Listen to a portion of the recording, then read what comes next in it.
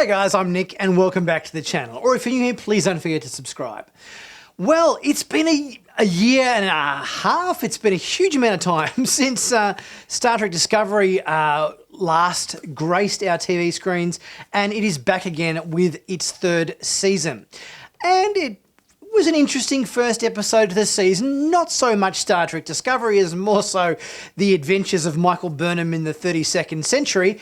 But there's some interesting stuff there. There's some things that are a little bit familiar, some things that are very, very foreign. And we're going to take a look at them all in this video. So let's not waste any time and let's get into it. So we start off with the wake-up routine of this kind of, I guess you'd call him Federation or Starfleet kind of guardian or overseer who's kind of getting up every day, doing his routine, brushing his teeth, and his bed's dissolving into particles of metal and then reforming into his desk. And he's scanning the galaxy for signals, I guess, from other Federation ships or other Federation colonies, and it doesn't seem like he's getting too much action in terms of communications. Everything's very quiet for this guy. I think with this dissolving metal kind of and reforming metal kind of effect, it does make it feel different than what we're used to. If they had have made it holograms or something, maybe it wouldn't have seemed so futuristic perhaps, but I guess they had to kind of think of different ways of reconstruct and deconstruct to form furniture and control panels and all that sort of stuff in the 32nd century. The opening dogfight between Book and this Uridian courier or smuggler, I guess. It seems like the galaxy is made up of these guilds of freelance couriers, smuggler, galactic air tasker kind of people who are just doing jobs, ferrying, things about the galaxy, and they're all vying for work and so forth, it would seem.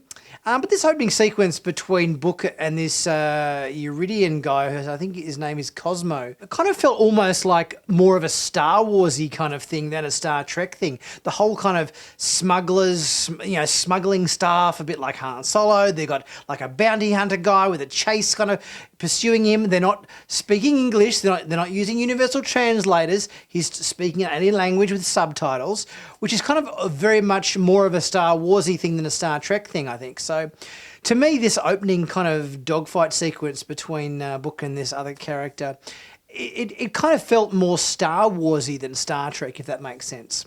And then Burnham comes through the wormhole, crashes into Book's ship, and they both crash land on the planet where their first meeting happens. One thing that did surprise me in this opening sequence is that she immediately sends her suit up into space and self-destructs it. It's sort of like, hang on, how do you know? Like, you haven't actually met anybody yet. You're still on this planet that's unfamiliar. Maybe just keep the suit in reserve. You don't know what the situation is. It seemed a little bit impulsive or impetuous or whatever to be rid of the Red Angel suit quite so fast. One of the stars of this episode, I think, was the locations. They filmed a lot of the stuff in Iceland, I believe, and it's just stunning in terms of its vistas, and it looked like such an alien world, something we've never really seen in this kind of scale before. I think we've obviously come a long way since the days of Planet Hell on the soundstage, where they just kind of, brought a few pot plants into a studio and then just put a blue or a orange or a red, wash of colour light up the back wall and called it an alien planet with a few, paper mache rocks on the ground. We've come such a long way since then, and I think the locations are just gorgeous in this first episode. And it's during our opening skirmish between Burnham and Book, where they're having a bit of a fight on the bank of this lake where his ship's crash landed, that we get our first little hint about what's gone on with the galaxy, where Book says that the Gorn destroyed 2 light years of subspace. And our next little bit of information is that they're not on Terra Elysium at all. Burnham set the course for the Terra Elysium at the end of Season 2, but it would seem they're on a planet called Hema. Now, it would seem that the collision that occurred between Burnham crashing into Book's ship in the Red Angel suit has fractured his dilithium crystals that power his ship. But it also seems like maybe his ship has varying different types of propulsion, because he also mentioned quantum slipstream drive, which they introduced on Voyager, and Benamite, which was the substance required to power it, but that's impossible to acquire from what he said. He mentioned Tachyon Solar Sailor, which I think is a reference to the DS9 episode where Cisco and Jake go on that little journey on the ancient Bajoran Solar Sailor, but he said they're very, very slow, and that he has to go to this kind of trading port called the Mercantile, which sort of sounds like a bank or a building society or something to me, where is like all these freelance kind of traders or couriers perhaps go to do their dealings. Society in the 32nd century seems to be very trade orientated. Burnham is just looking to find a subspace comms array so she can contact the Discovery. But yeah, you need trading power and trading ability to be able to do anything, it would seem. It seems a bit more Ferengi orientated, this world we're living in now. It's all about trade and swapping this for that and basic supplies, you know. It's a very trade-focused society. So Book and Burnham are off to the Mercantile trading market, trading port, so that Burnham can contact the Discovery with some sort of communications array. But she needs something to trade, so she's going to trade her old tricorder, where apparently antiques are of some value, so that's what she's going to use. And we find out that Book is kind of like a courier, transports goods that people need from place to place for money, sort of like a freelance sort of. He almost seems a bit like a sort of, I guess, like a Han Solo, bit of a smuggler. He's transporting things back and forth, creatures and goods and services, and here's when we find out what the burn is. So we know the Federation collapsed after the burn, and the burn was an event where one day most of the dilithium in the galaxy just went boom.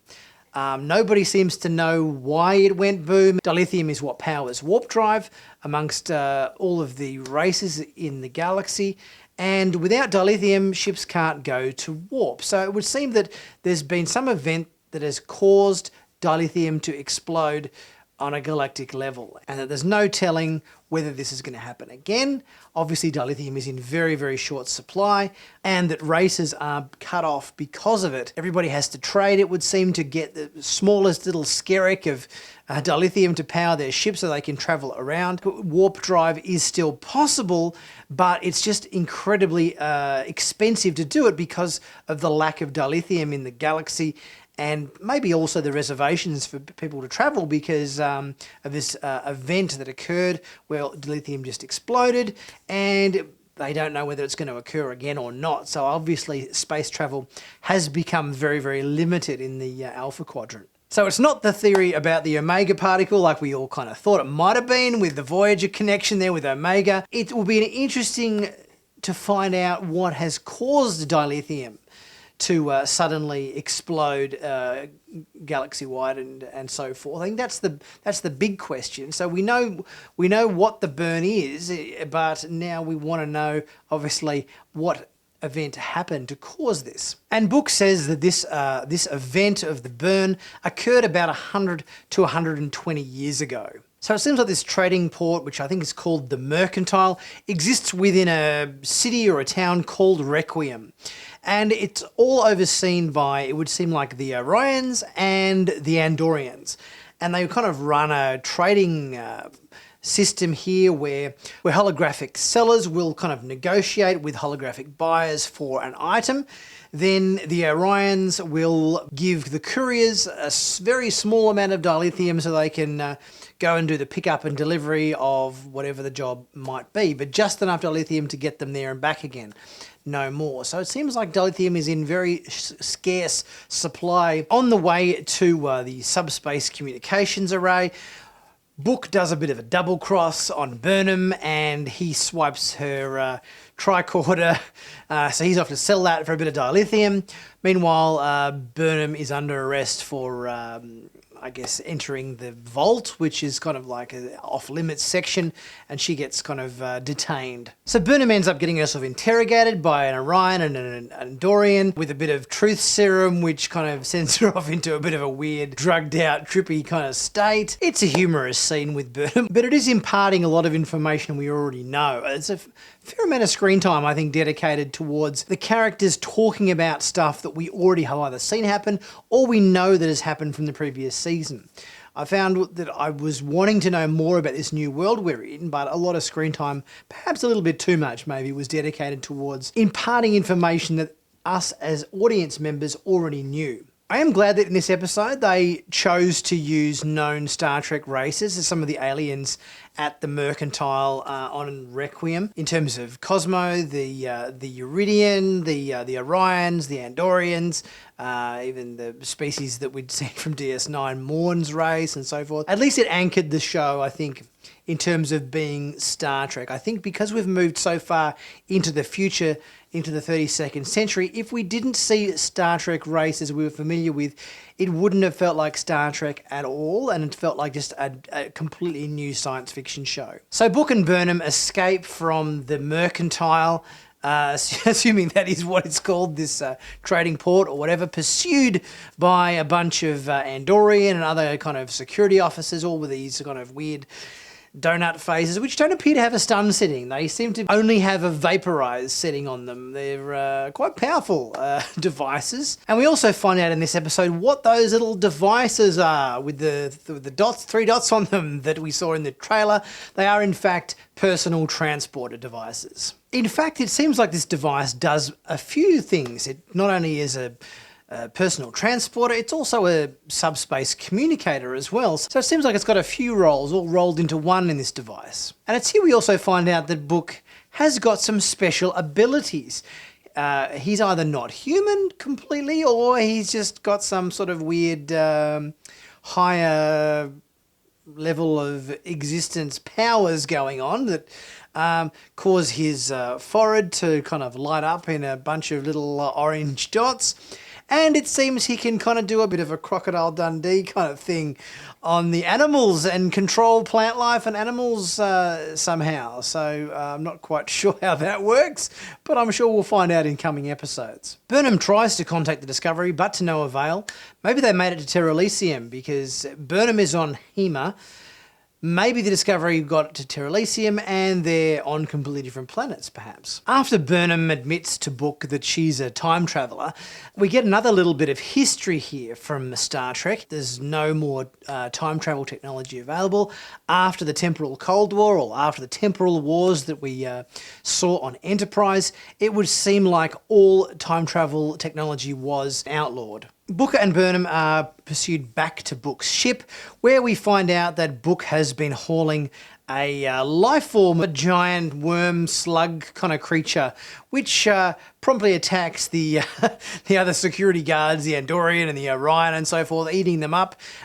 Again, another sort of Star Wars-y kind of almost reference, I think, in this episode. The Star Wars has always been more of the domain for the heroes being attacked by giant monsters or having to get out of a sticky situation from giant monsters. So here's another more Star Wars-y feeling moment, perhaps, in this episode rather than Star Trek. Looking at Book's ship here, I can't say I'm a massive fan of the design. I've never been a huge fan of non-symmetrical starship design.